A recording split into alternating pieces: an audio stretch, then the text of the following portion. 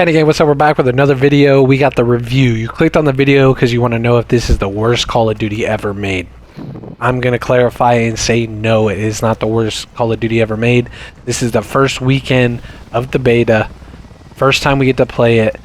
And I will rate the overall game is like a 6.5 to 7 out of 10 for the base game. Just the graphics, the gun mechanics, the movement is just... It's a 6.5 to a 7 out of 10. If you are a rush happy player, it is a 1 out of 10. And what that means is what you're seeing on screen right now. This is the playstyle I'm talking about. We're going to get into that, and we're going to have specific facts that states or supports that argument.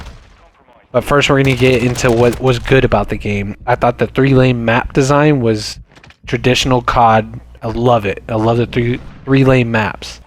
It has the Black Ops color theme. It's not as dull as Modern Warfare 2019. I thought that was a huge plus.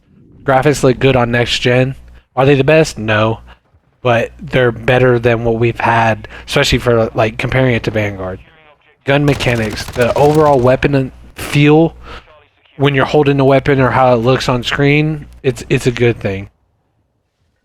For movement, I don't mind slide canceling being taken out. If you join the Call of Duty community, I guess, from 2019 to now, you're probably going to hate it. But for people like me, like I joined before the jetpack error, before the slide canceling error, before the extra health error, like it was just traditional COD.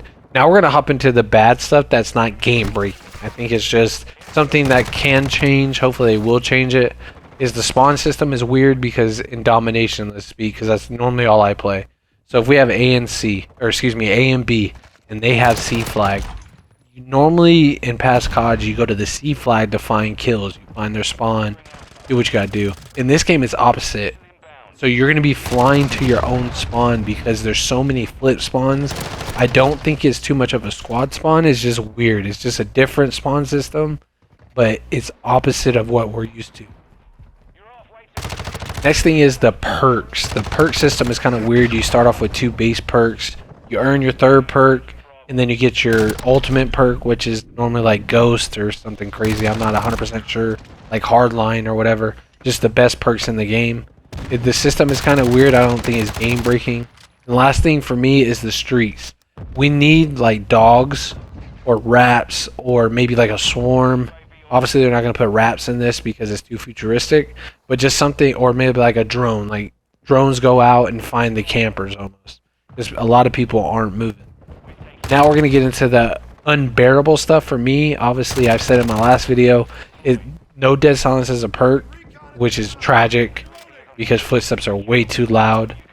And then no pings on the minimap when guns are fired without a suppressor. I don't know why that's even introduced into Call of Duty.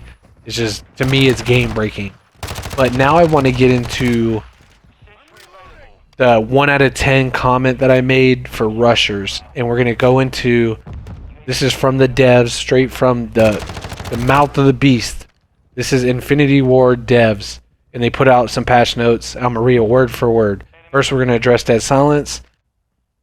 It says, dead silence is another hot topic as many players have expressed that they would like to see it as a perk instead of a field upgrade. We believe it is important to the game health that rushers are not able to move at high speeds without consequences.